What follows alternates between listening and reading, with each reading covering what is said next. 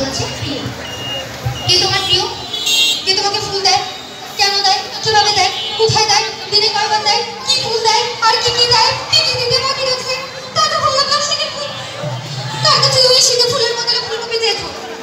এত কিছু থাকতে ফুলকপি চাইতে গেলে কেন? কাঁচা ফুলকপি না চেয়ে রান্না করা ফুলকপি কেন চাইলে?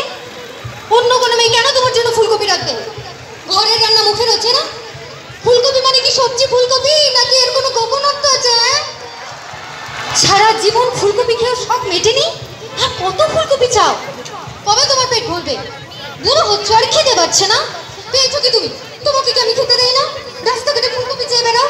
আজ ফেসবুকে চাইছো, দুদিন পর কি থালা নিয়ে রাস্তায় বসে পড়বে? পরশু কি পত্রিকায় বিজ্ঞাপন দেবে?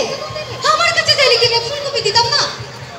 সর্বশেষ প্রশ্নটা ছিল বড়ই নির্মম। তোমার এত লোভ কেন?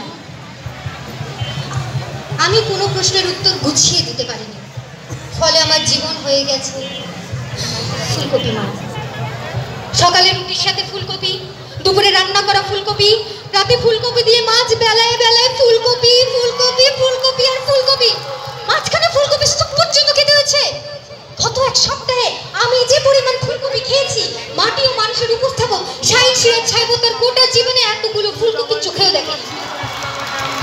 আজ সন্ধ্যায় বললাম, আদা দিয়ে লাল চা করে দাও, সত্যি লেগেছে।